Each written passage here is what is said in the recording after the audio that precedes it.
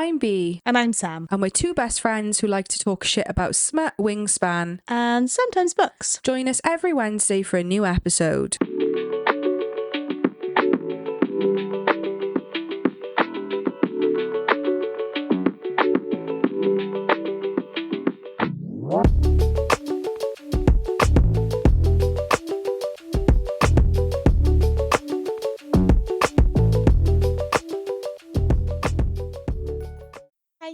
Hi. Hey. Yeah, back in the usual spot after a while. At the recording studio. Ooh. Okay. Yeah, it's been a minute, hasn't it? Even though we did record last week, but it didn't really feel like we were recording. I know, and because we were in my house, and it was not our usual day, and yeah. So we haven't been here for a while, and then are we not doing this next week? We're not, are we? Bank holiday Monday. Ah, that's why we're not doing it. Can't remember why. Do you have any bank holiday weekend plans? No, I didn't really know. No, I'm off next week. Oh, nice. So no, I have no bank holiday Monday plans. I wish I did have cool bank holiday Monday plans. What are you doing? No plans. Our local pub does like a festival. They call it Leap Stock because it's called the Leap. They call it Leap Stock, and they have just a different band every 2 hours for the full day. So I don't know. We go every year. Don't know whether we'll go. Money is tight. Yeah, we've just got back from our holidays, haven't we? Yeah, so we'll see. Maybe. Yeah, maybe. Yeah, so, and then we've got a bit of a break. Well, again, we say this all the time, but it doesn't affect you guys because everything will be out as per scheduled. Yes. But then we're not recording next week. Are we recording the week after? Yes. Yes. Wingspan. So the long-awaited Wingspan comparison episode is finally happening. Yes. So next week is going to be Reckless. Yes. And then the week after will be the Wingspan comparison. Yes. TBC on how we're going to do that. We haven't actually I want it to be a draft. Yeah, we definitely think we're going to do it like that, but we don't know whether we're going to do. Are we doing Massiverse only, or are we going to do? We're going to do everything. I think we should do wingspans, and I think the aim of the draft should be to get a team with the biggest wingspan. So you need to be able to back up your answers. Yeah. Of why you think that person or creature has the biggest wingspan. Yeah. I've got some ideas. Me too. So I can't wait for that one. And then, stuff's coming. A lot of exciting stuff's coming in like September. And October. We're scheduled up to the end of October, which seems wild. Booked and blessed. We talked about our Halloween episode, which just feels mental. Yeah. I think we said this in a previous episode that we just tend to do better when we're organised. Yes. Particularly because we've got, like we said, we haven't got any more author interviews on the cards as of yet. Oh no, we do. I'm lying. Camilla Andrew. We have Camilla Andrew. She wrote When the Stars Alight, which we very kindly got sent in a PR box. You've started it. I haven't. Yeah, only the first few chapters. But we need to prioritise that in October. Mm-hmm. And then her second book is coming out in October, and it's September, and it's called We Will Devour the Night. Yes. Mm-hmm. Yes. It's a sequel. So we're gonna again do both books, and then she's very kindly agreed to sit down with us. And she's an indie author. It's a banging hardback. It's beautiful. It is the nicest book I've ever owned. It's the most beautiful book I've ever owned. If you're interested in it, her limited edition, it's the 1 year anniversary hardback version of When the Stars Alight. And you'd be able to message us on TikTok. We'll send you the video of us opening it, and you, if you want to see it before you buy it, it's gorgeous, stunning. Yeah, and also I'm only a couple of chapters in, but it's fucking great. That's a good segue. What are you currently reading? I am currently on book 3 of the Flesh and Fire series, which is the prequel from Blood and Ash by Jennifer L. Armentrout. Because I think we spoke about this, that we were going to do this as a holiday read, and then I ended up reading the first book before I even got on holiday. And I'd read 40%, I think, and then as you saw when you got, because obviously I flew out to Crete before you. As you saw, reading by the pool was very difficult because we were a group of 9. Very social. everyone was just chatty. Yeah. There was no just like sunbathing like quietly. Like No. everyone was having a chat. And every time I pick up my So- Kindle, someone would talk. I know, not in like an argue way, but someone would talk to me and I'd be like, oh. And I said to you then, didn't I, one day, I can understand how you only read like 3% on Yeah. holidays. I think I read 3 chapters the whole haul. I was there for a week and I read 3 chapters. Yeah. So yeah. But I finished it now. you did. Shadow in the Ember. Is that what it's called? Yes. Yeah. So now I'm on A Light in the Dark. Is that what the second book is called? I don't know, they all kind of, yeah. I'm like 4% in, so you know nothing's really happened yet. What did you rate book 1 out of curiosity? I give don't know it 4 stars. I give it a 4.5. It was which very is good. high for a first book in the series. Yeah. I can't say what it was missing. It there was no story, was there? Because obviously it's laying the groundwork for the series. Do you know what? I think because it is ultimately a prequel to From Blood and Ash, and we've read all of the From Blood and Ash books, and even if you read this when it came out, these all came out after From Blood and Ash was released, you ultimately know the end goal. You know how it ends because it's about characters that you have already been sort of introduced to. Yeah. So I think for me, that was the reason why I just couldn't give it 5 stars, because I knew what was going to happen. Like, I know, sorry, when I say I know what's going to happen, I don't know the ins and outs, but the end goal of all these books, I know what happens. Well, From Blood and Ash spoiler come in if you don't want to be spoiled, like skip ahead 30 seconds. Obviously, when we meet Poppy, all the gods are asleep, all the primals are asleep. So we know that eventually all of them go into stasis. Mm-hmm. So like we're just waiting for that, I suppose. Like, or like how that comes to be. Well, and you know that like Nyctos has a consort. Yeah. And you like it's all you know. But it was book 1 was very good. Gave it a 4 star. I think I gave book 2 a 4 star as well. Book 2 was really enjoyable. I'm about 60% through book 3. Bloody hell! I know, I'm devouring them. I can't stop. I'm addicted. Wow. Yeah, okay. I'm a little bit. Gosh, I'm a little bit taken with it. Okay. But what I will say is, book 3 is a bit of a slog. Ooh. I went on Goodreads earlier, not to purposely look at reviews, but the top review was a 1-star review, and it was, this entire book could have been an email. Which I'm at 60%, and I feel like it's only just started kicking. The story's continued, so we've effectively had, like, from the end of book 2, we've basically had 60% of a book that's just been like fluff. Yeah, it just didn't need to. What happened didn't need to take as long. But you know what? I would say it's very reminds me of how the Blood and Ash series goes. Okay. Like it's almost like she gets a really good idea and then doesn't know how to wrap it up. I just would rather have less books. Yeah. And not have as much fluff. It always feels like. Do you think it's because it's traditionally published? Like if she agrees to 4 books, like she needs to make she's 4 got to books. deliver. Yeah. I just, do you know what it is? This isn't. I'm trying to say that this isn't a spoiler for you, but you know how like a lot of is it book 4 in From Blood and Ash or book 3? Castile is captured. Yeah. And it's like 60% of the book. It's a shame. This is basic, and it's more that like this is no. We love Jennifer Armentrout. This is no hate, but like she obviously has a framework that works, right?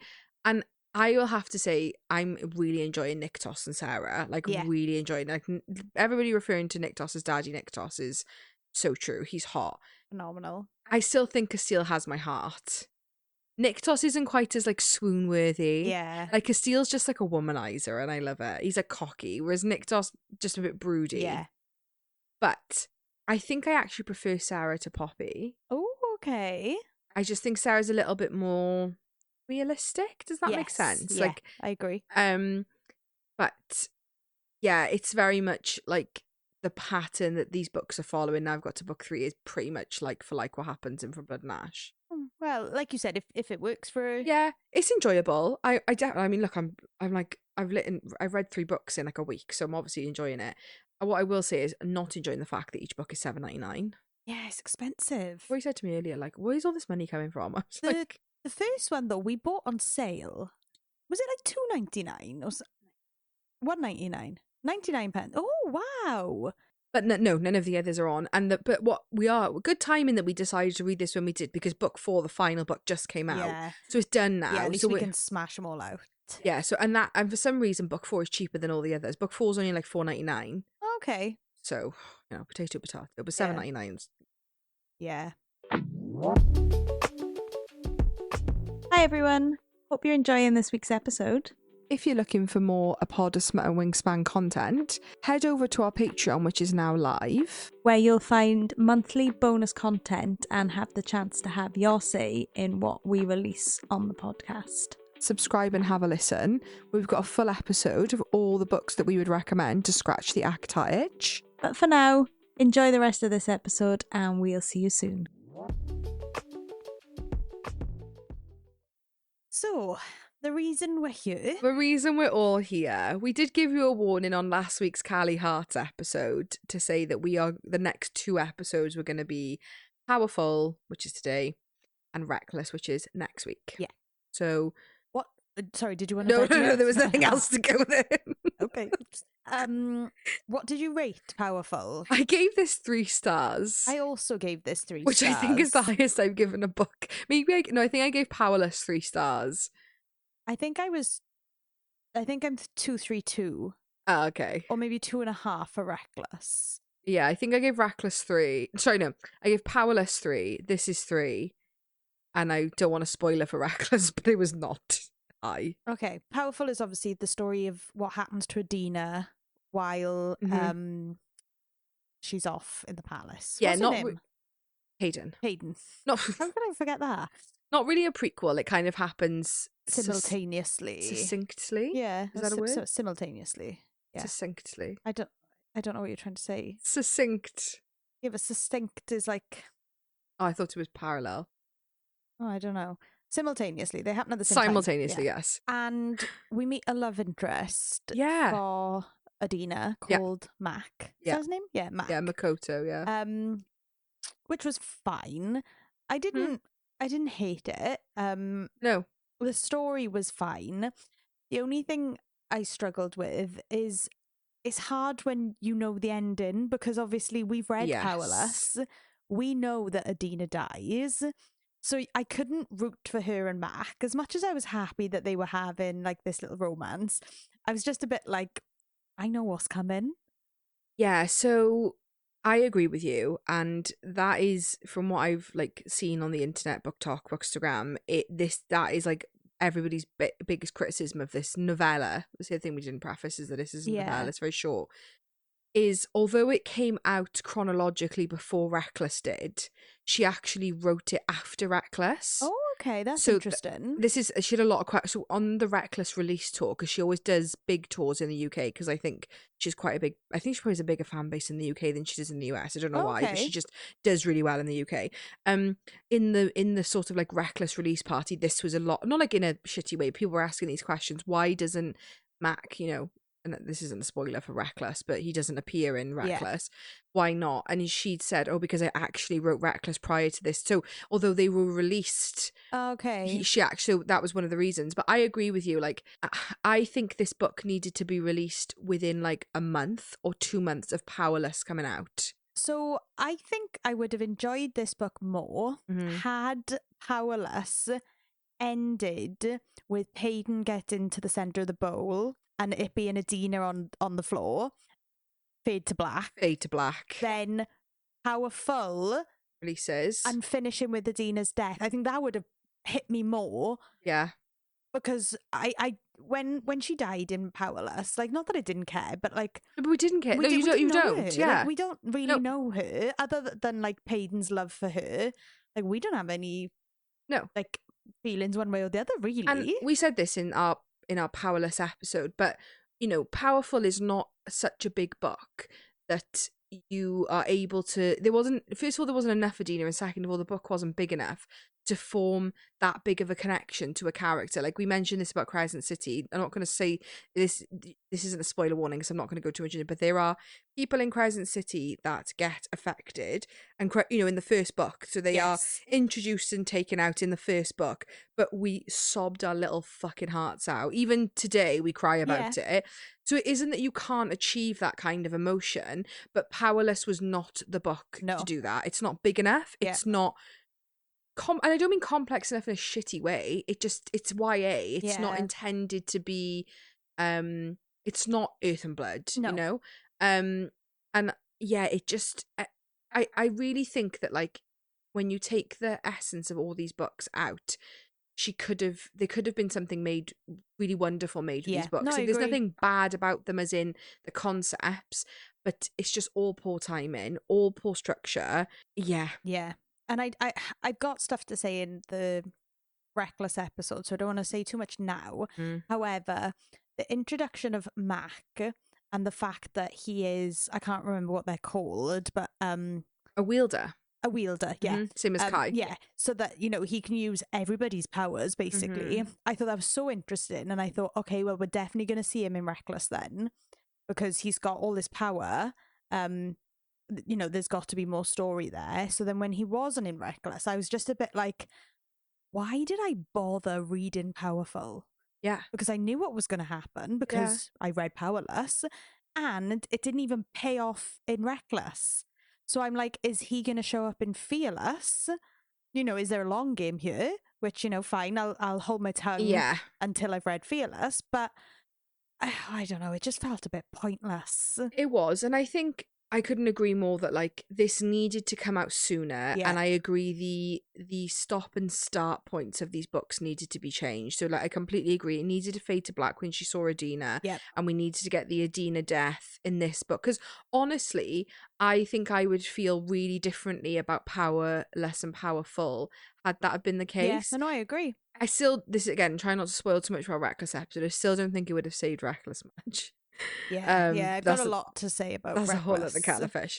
But I agree with you. The other thing, which is referenced in Powerful, is when Adena's taken to the cells, right at the end, before she's taken out into the, you know, bowl or whatever it's called, she meets this character called Al, which is referenced in book 1. Yeah. Who then again, this is a little bit of a spoiler for Reckless, but is subsequently then, when I say a big character, there's not really any side characters in these books. No. They're very loose. Yeah. But he plays quite an integral part to the ending of plot in Reckless. No. Oh. Who's that then? I thought it was him. Who's Al? It's random. Yeah. Oh. We never meet him again. Okay. Well, I thought it was him. No. Oh. Never mind then. But who is that you're talking about? He's the guy from the rebellion in book 1. Cal. Cal. Is it Cal? Maybe Cal. Because you text me, any idea who Callum was? And I said, who's Callum? And you said, apparently he was in book 1. And then I text you, Googled, he was part of the resistance. And you said, yep, don't remember him. So scrap everything I just said, because that was irrelevant. Basically. Yeah, so just another example, though, of irrelevant characters. Like, she meets this guy in the cells, and I'm thinking, ooh, where's the payoff? And who is he? Is it... Yeah. No connection. No. She has a plethora of characters she could have connected. Yeah. Didn't feel the need to any of that. I also thought that Makoto Mac, being related to Hira was just pointless. Yeah, because he lets her die. And it's just like... And, like, we knew that she died. Like, yeah. Not that I'm not saying that I remember every person who was part of... Yeah. Do you know? Yeah. But, like, when he mentions that his cousin's there, I was like, not that many people I can remember, so she probably dies. Yeah. And she does. Yeah. The other thing, if I'm really interested about this, so this is another thing that frustrated me at the beginning, because I don't think, maybe it's mentioned in Powerless that Adena does have powers, that she is a phaser. Like, I maybe it was, I don't remember it being. I didn't remember it. But obviously they mentioned that early on in Powerful that she's a phaser. But you know, the beginning of the book, they have all the different... it's not in there, is it? It's not in there. So I was so fucking confused, because I was like, what am I missing? Like, why is a phaser not in there? So I did the same as you. When it mentioned that Adena was a phaser, I was like, fuck, I can't remember what power that is. Yeah. So flick back to the front. Oh, it's not in there. Why?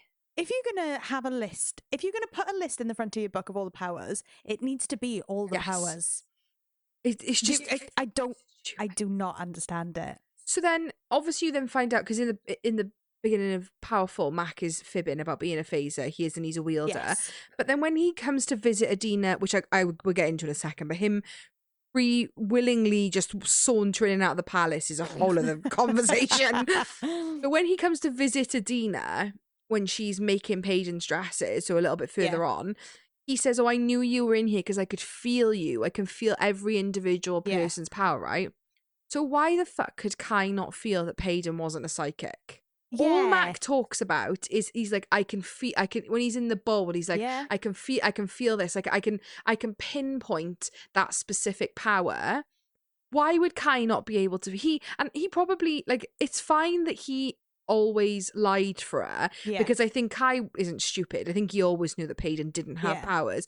But this is what I mean, is like, none of this is explained. If Kai had just said, yeah, I knew from the beginning that, like, she wasn't powerful. Or if he'd said something along the lines of, you know, when I meet people with weak powers, it is harder for me to pinpoint them, or like talked about like the more mundane powers and like how they feel different or something. Like, stupid. The other thing I came to realise, again, not to jump too much ahead, but it made me forget that in so Matt calling Adena Dina is adorable. Yeah.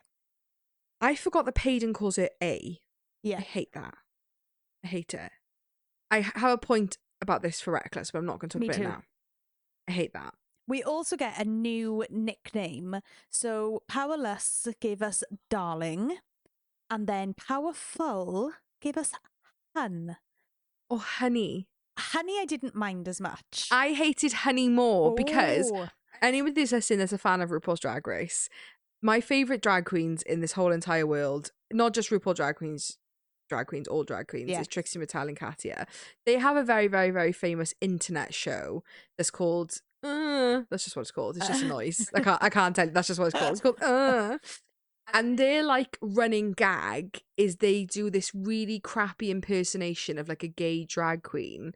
So when someone says something like, I don't know, funny, they go like, honey, oh honey. And that's like, but it's been their tagline for years. So I can't hear anything but Trixie Mattel saying, like, honey. That's all I can hear. I need to play it for you, but that's all I can hear. Okay, yeah, so obviously I didn't have that reference. I preferred Honey to Hun. There's something about Hun. I think because for us, so anybody, again, a lot, when we say listening, like, our biggest listeners out there now are not in the UK. Yeah.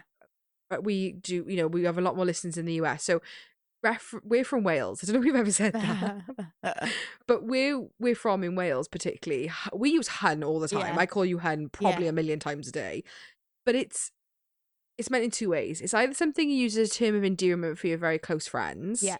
Or it can be used in, like, a sarcastic way. So sarcastic. So if you were, like, arguing with someone and you were like, hun, that would set me off. Hun. If we were arguing and you stopped me and went, hun, I'd be like, oh. So yeah, that's the problem with hun, is that it sounds sarcastic. Yeah.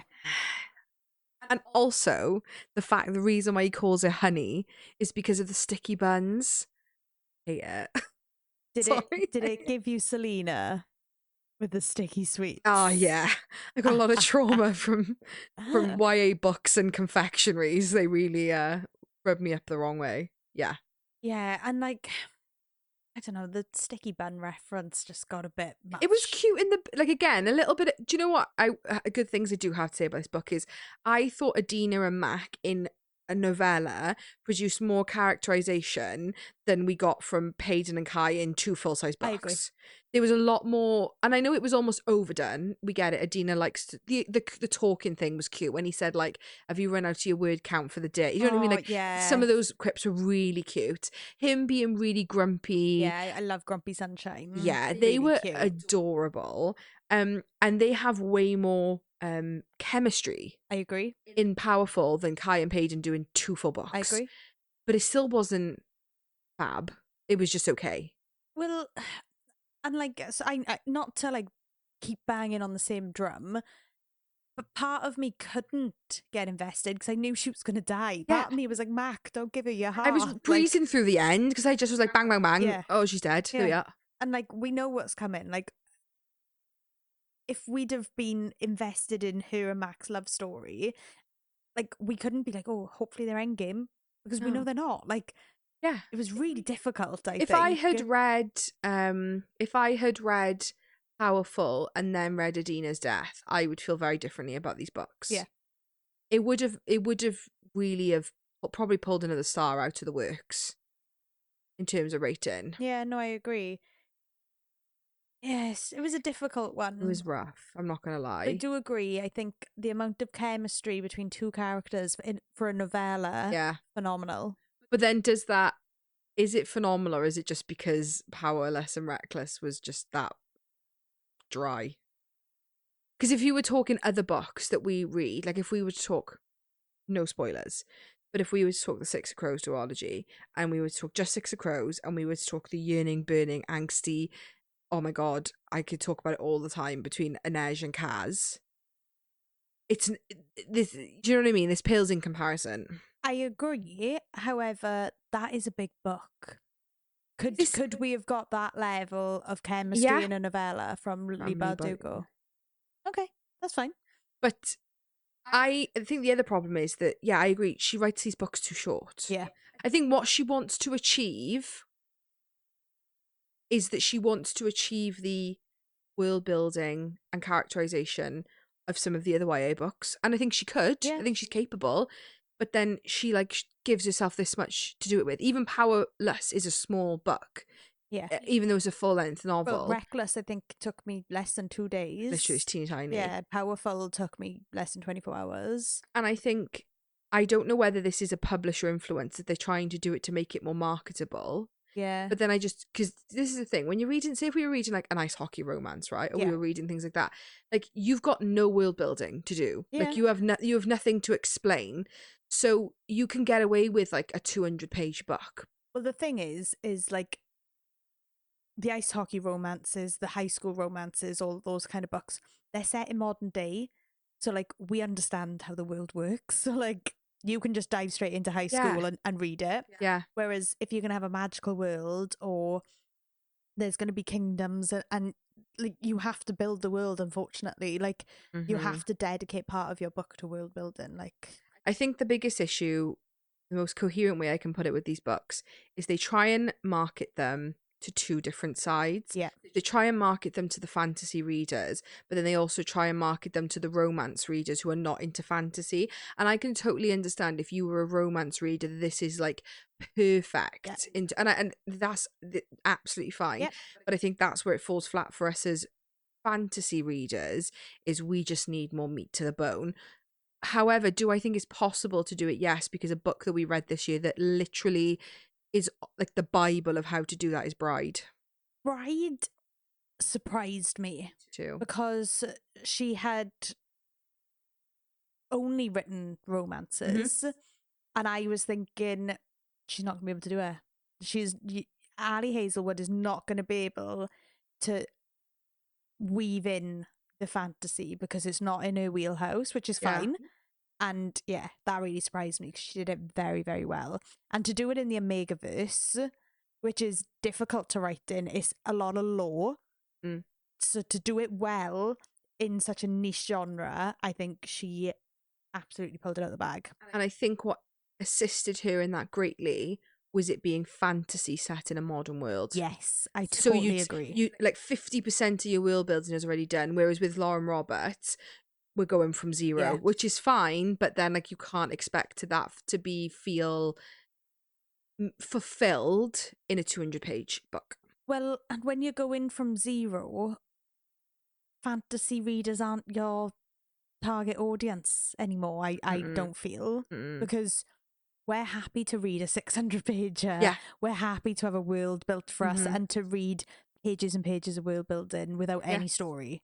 Yeah, but yeah, I don't know. And I think it was a YA done for very YA, if that makes sense, because we've read YA books that have been good. Oh yeah, I mean, like Six of Crows, like stunning, and like, well, Tog, like thrown a glass. The first 3 or 4 books of Thrown a Glass is very YA. Yeah, and Sarah was young writing them, so I don't even feel like us saying, "Oh, well, Lauren was young." Because and I know you've not read them, but I'm looking at them, the Shatter Me series, you only get like and when I say spice, it ain't much spice. Yeah. It's not even really spice. In the last like book, 2 books, Yeah. it's all yearning, burning. Well, you know, it's all just kissing Yeah. in 5 books. But in the first book, I'm not going to talk about that. But like, I think you pronounce it Tara Maffey. I hope I'm pronouncing that correctly. That's very YA. Yeah. Very as much YA as I would say Powerful and Powerless is. But yeah, it's just. I just think some people can write romantasy and some people can only write romance. And that's absolutely fine. But I just think find your niche and market to the correct people. Because I not to shit on Lauren Roberts, because what she's done at such a young age Oh yeah, like is 10/10, yeah. amazing. Like, she's got a traditional contract.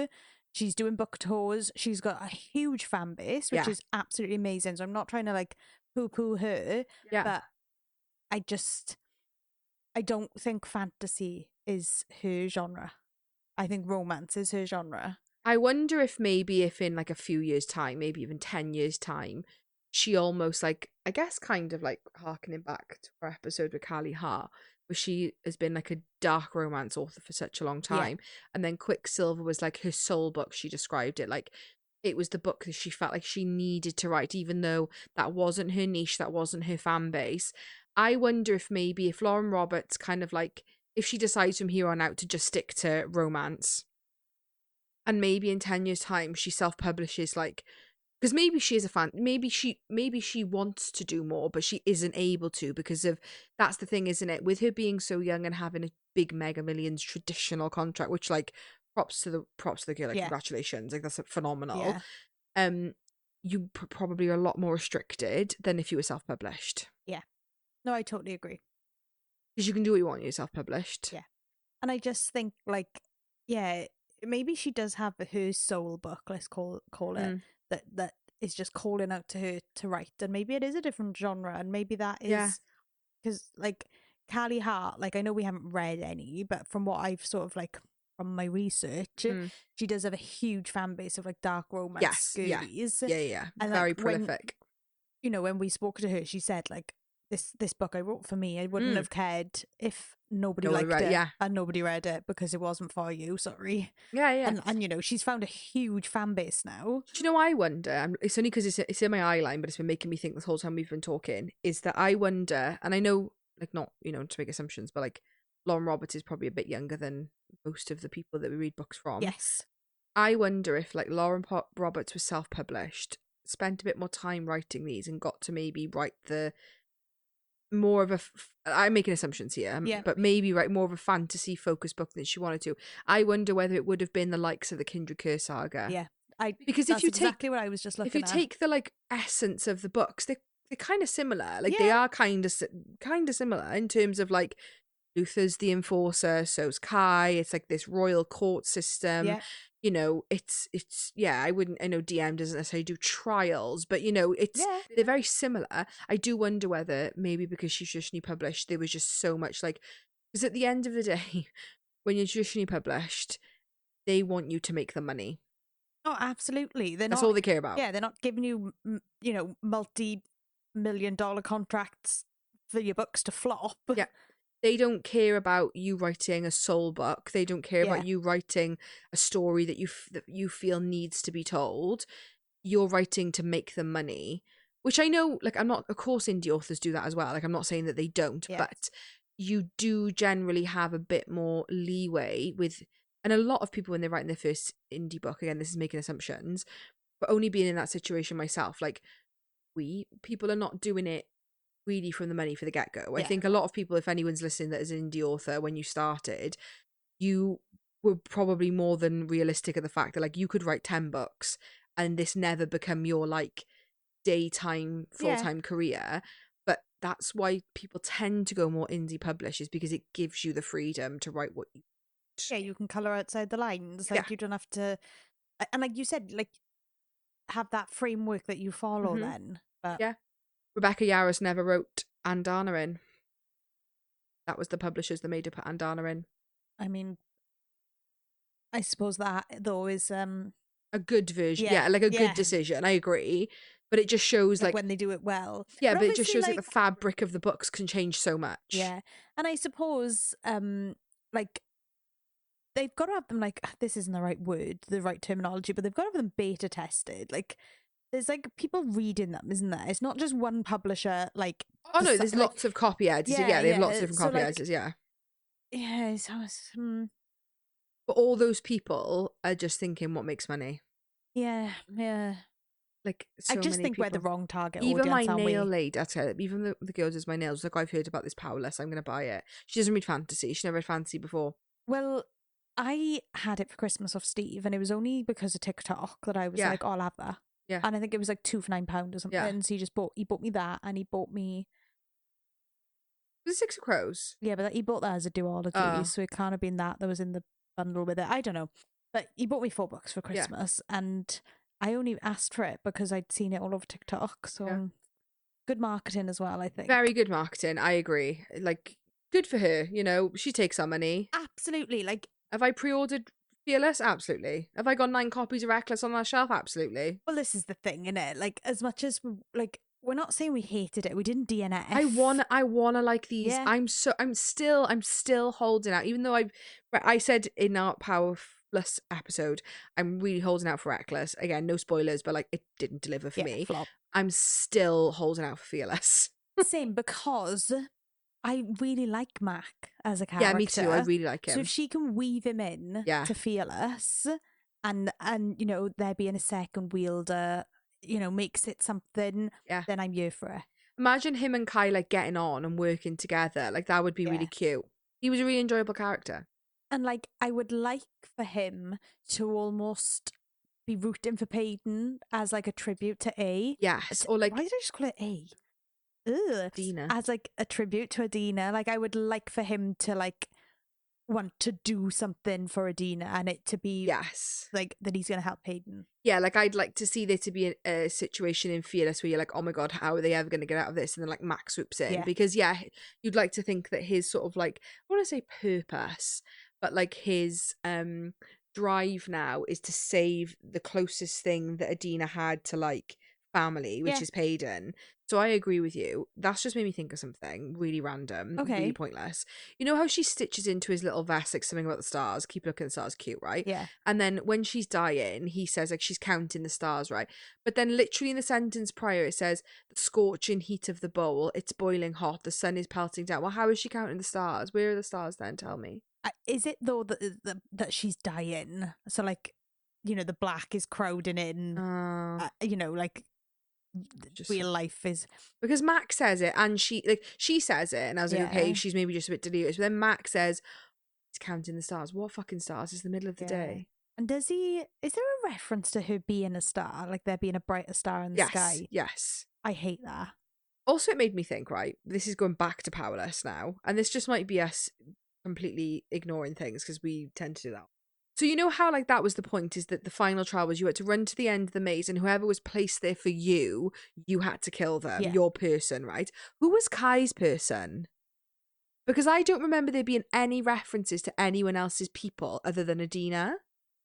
Unless it was just Adena. Maybe it was, as sick if it is. It could have just have been Adena.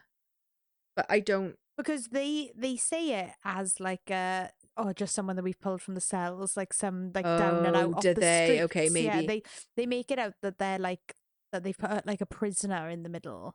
Because that would explain why the girl who impales her with the stick does it. Because she shoots a stick at her, doesn't she? That's how she dies. That kind of explains why she does it then, because she's just been told she needs to kill whoever's in the middle. Yeah. Pretty sick. Yeah. You're not a fan of retellings. We've talked about this when we talk about Blood and Ash, because book 5 is just a retelling from somebody else's point of view. I don't mind a new point of view retelling, because I feel like sometimes you get the inner monologue and like you get to understand some of their actions.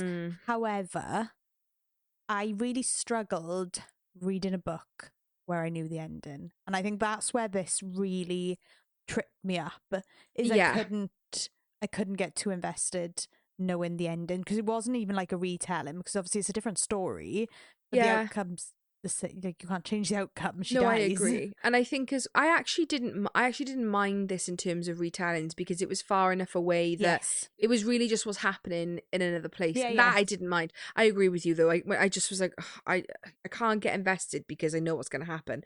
You just reminds me of two things that I also hated about this, and I say Okay. hate, but I really just couldn't get with. Why are the two scenes where she plonks Kit and Kai into them so cringy? Like the two interactions she has with Kit and Kai, they're so cringy. They're so cringy. When she says about the carpet, like I was just admiring the carpet. And like what I didn't like is that immediately, like she says about meeting, because Kit's just fucking weird when she meets. Like he comes into the room and he's asking about a Paedyn and what she likes, and yeah, that was just weird. But Kit's fucking weird. Whatever. But then when she meets Kai in the hallway, yeah, she said literally she speaks like two words to him, and she's like, "Oh, I can see why Paedyn's falling for him. I can see why her and Paedyn would be perfect together." What, in two sentences? I just think like you didn't. You could have implied that without saying it yeah, so literally. Does that make sense? yeah. No, I totally agree. It's the best of the three that I've read. I agree. But the story, it's the best story out of the three stories. this is a really random thing to say. I also really struggle with picturing what the enforcer uniforms look like and the masks. What does it look like? Don't know. I don't understand. I need to know. We have a look for some fan art. I did try, but yeah. Final question. Final question. Would you recommend this to a friend? Do you know what, right? Because I was re-listening to our Quicksilver episode recently. Yeah. And I was like, because you ask this not in a bad way, we talk about this every episode. And I kind of had said in Quicksilver, I wasn't sure if I'd recommend that to people. I would any of our book talk friends, like we've been banging on about Quicksilver for fucking ages. But if you're not a fantasy reader, then yeah, I don't necessarily think Quicksilver is I'm not saying I wouldn't recommend it at some point, Not the but gateway. not the gateway. However, for people who are new to fantasy, I actually think that this series is probably more appropriate, if that makes sense. Like my beautician has just finished ACOTAR, or is reading ACOTAR and is obsessed, has never read fantasy before. I've banged on about ACOTAR enough, she caved and is like on Wings and Ruin and just obsessed.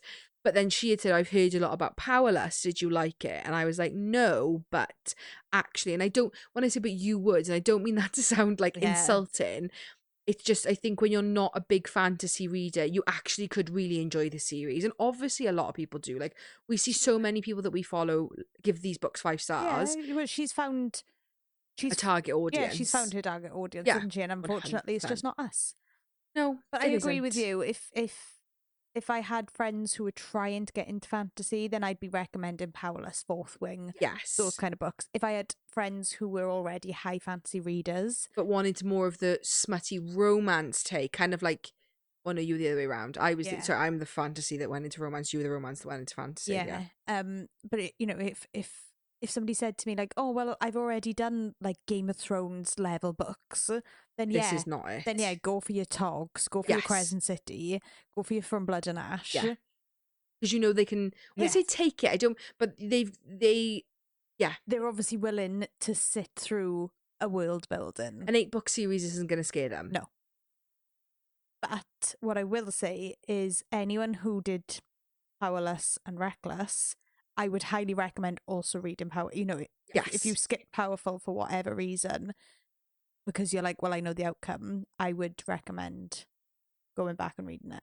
I would agree. But it is just a shame that it does not contribute to the second book whatsoever. Yeah. Hopefully, Fearless turns us all around. Oh, I really bloody hope so, because... Yeah. Is Fearless the last one? Don't know. Maybe. So, I mean, if you listen to our Powerless episode, I can't imagine you're expecting this to be, like, night and day. Because, Yeah. Yeah. And we've sort of come to a mutual agreement that after Reckless, we're not going to do any more books that we... Yeah, we're not going to talk about books that we don't like, because... like we've said, good for her. She got a traditional contract. She's found her target audience. Like, she's doing great. Like, you're doing great, sweetie. Yeah, she is, yeah. And it's just not for us. And I don't want to shit all over somebody who obviously really enjoys writing and is writing something that means something to them. I don't like shitting all over Just people. because we don't like it doesn't mean it's a bad book. Yeah. And I don't think us, and like, look, we started the series and we're going to finish it. And like, we'll obviously do Fearless next year as well when it comes out. But that's why I think moving forward, us, not that we think what we say, as full stop, even if we like them, but us giving our 2 pence on things that we don't enjoy, but it isn't beneficial to anyone. No, we don't enjoy it. Like, no. Like, we can slag a book off. But like, we want, like, we come here every week, and the whole point of doing this was because we wanted to talk about books that we love, and we wanted to get excited and like hype each other up and say funny things, because like when we're shit talking something, like we're not being funny. Like there's no fun in it. Whereas like when we're really like gasping for a book, like when we're talking about the Grey Man at the end of Kindra's Curse Saga. Yeah, like it's funny because we're just so fucking enthusiastic we just about love it. Yeah, but yeah, it's difficult. So obviously we've got Reckless coming out. We're going to keep going with the series, and I think Fearless is the last book. But yeah, anything from now, we've like kind of come to a mutual agreement that we will only do books that we liked. So that is the end of Powerful. I don't even know what number episode we're on anymore. Oh god, do you know what? 26. Oh, what? Wowza. Wow, because I think Callie Hart is 25. Because I think Quicksilver was 24. Quicksilver was 24. So we're on episode 26. We're nearly at 30. Flip. Wowza. Thanks so much for listening. Follow us on TikTok and Instagram at A Pod of Smut and Wingspan. See you next week. Bye.